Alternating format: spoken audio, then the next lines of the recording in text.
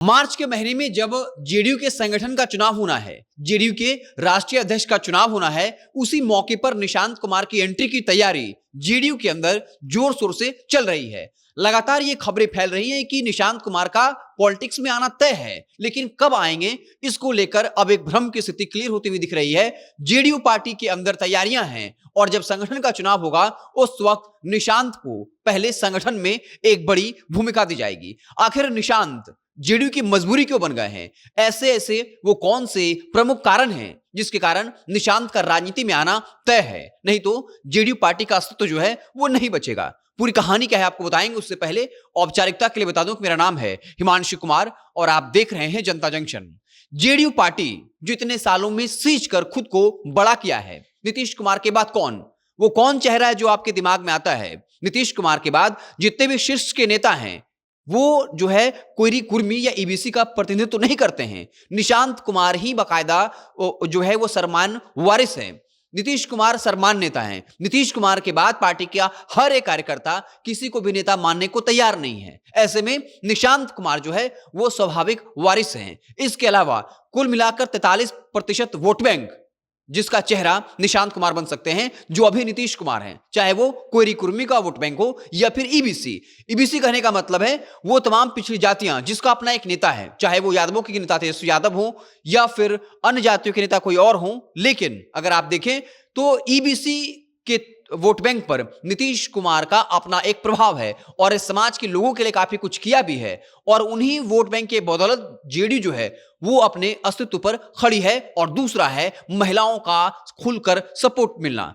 और इन तमाम vote bank पर अपनी पकड़ बनाए रखने के लिए जेडीयू की तमाम कार्यकर्ता ये चाहते हैं कि निशांत जो हैं वो पॉलिटिक्स में एंट्री करें। और इसी दरमियान जब राष्ट्रीय अध्यक्ष का चुनाव होना है तो खबर तक तो यहां तक है कि नीतीश कुमार राष्ट्रीय अध्यक्ष का पद छोड़ सकते हैं और निशांत को राष्ट्रीय अध्यक्ष बनाया जा सकता है। लेकिन दूसरा थ्योरी यह कहता है कि निशांत को राष्ट्रीय अध्यक्ष का सीधा पद नहीं मिलेगा, लेकिन संगठन के अंदर एक बड़ी भूमिका उनको दी जाएगी ताकि 2-3 सालों में वो राजनीति के अंदर खुद को एडजस्ट कर लें, राजनीति को समझ जाएं, ताकि आने वाले वक्त में जब अगला बार विधानसभा चुनाव हो तो फिर निशांत कुमार एक मजबूत दावेदार के तौर पर जो है वो मौजूद हों। और नीतीश कुमार की जगह निशांत को इसलिए लाया जाएगा, अगर बीजेपी इसका विरोध करती है तो फिर दूसरी तरफ महागठबंधन उसके लिए तैयार है। यानी नीतीश कुमार की जगह जेडीयू अब निशांत कुमार को तैयार करना चाहती है। और खबर यही है कि मार्च में जब संगठन का चुनाव होगा उस वक्त जो है निशांत कुमार की एंट्री होगी।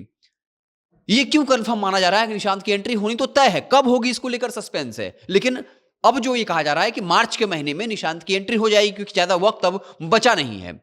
अगर आप जेडीयू के शीर्ष नेताओं के बयानों को ध्यान से समझिएगा तब आप ये तो क्लियर हो जाएंगे कि निशांत पॉलिटिक्स में आ रहे हैं। संजय झा, जेडीयू के राष्ट्रीय कार्यकारी अध्यक्ष, क्या कहा? उन्होंने कहा कि हर एक कार्यकर्ता की इच्छा है कि निशांत पॉलिटिक्स में आ जाएं, लेकिन यह निशांत की इच्छा पर निर्भर करता है। यानी अगर निशांत इच्छा कर लें, चाह लें तो वो पॉलिटिक्स में आ जाएं। और निशांत चाह रहे हैं या नहीं चाह रहे हैं ये आपको उनके बयानों से मीडिया में पहले कभी दिखते नहीं थे। अब मीडिया में आकर कम से कम पॉलिटिकल बातें कर रहे हैं। वो कह रहे हैं कि पिताजी अच्छा काम कर रहे हैं, वोट करना चाहिए, और अलग अलग मुद्दों पर आकर बोल रहे हैं। यानी उनकी इच्छा है, पॉलिटिकल महत्वाकांक्षा है और ऐसे में सिर्फ वक्त का इंतजार हो रहा है।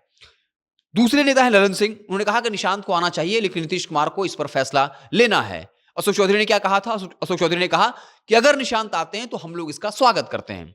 और देखिए सीधी सी बात है, जेडीयू के जो मजबूत नेता हैं, जेडीयू के अंदर रहकर जितनी उनकी धमक चलती है, क्या बीजेपी में जाकर उनको उतना महत्व मिलेगा? अगर आप समझिए कि मान लीजिए कि अगर जेडीयू पार्टी का विलय हो जाता है या बीजेपी ओवर पावर कर लेती है तो क्या ललन सिंह जैसे नेता, क्या संजय झा जैसे नेता, क्या अशोक चौधरी जैसे नेता, क्या विजेंद्र यादव जैसे नेता, क्या विजय चौधरी जैसे नेता को उतना महत्व मिल पाएगा अगर वो गठबंधन में नहीं रहेंगे और भाजपा में शामिल हो जाएंगे?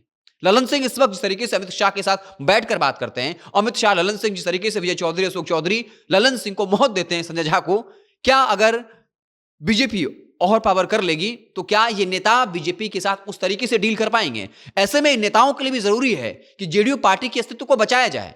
और ऐसे में हर लोग ये चाहते हैं कि निशांत कुमार जो है वो पॉलिटिक्स में आ जाए। एक आध नेता शायद नहीं चाहते होंगे, लेकिन जेडीयू का 90% कार्यकर्ता ये चाहता है। और नीतीश कुमार को लेकर ये भी बयान दिया कि अगर नीतीश कुमार इसका विरोध करेंगे तो उनका भी विरोध किया जाएगा। और बाकायदा धरना भी दिया जेडीयू कार्यकर्ताओं ने और कहा कि निशांत को राजनीति में लाया जाए, नीतीश कुमार को लाना चाहिए। और अगर नीतीश कुमार नहीं माने, हमारे नेता हैं, हमारे जो है वो आदर्श हैं, लेकिन अगर निशांत का विरोध किया तो हम इसका विरोध करेंगे। नीतीश कुमार काफी समझदार राजनीतिज्ञ हैं।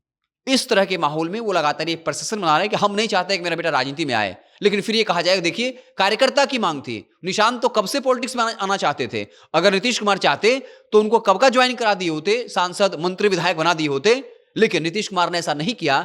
जब जेडीयू कार्यकर्ता नीतीश कुमार को ही धमकी देने लगे कि अगर आप नहीं लाए पॉलिटिक्स में तो आपका विरोध करेंगे, तो फिर नीतीश कुमार जो है वो निशांत को पॉलिटिक्स में लेकर आएंगे। और सीधी सी बात है, नीतीश कुमार ने अपने समाज के जो उनके कुर्मी जो उनके लिए चैलेंज बन सकते, चाहे उपेंद्र कुशवाहा हो, अगर उपेंद्र कुशवाहा शुरुआती दौर से जेडीयू के साथ रहते तो इस वक्त वो स्वाभाविक दावेदार बन जाते। अगर आरसीपी सिंह पार्टी में रहते तो इस वक्त वो स्वाभाविक दावेदार बन जाते।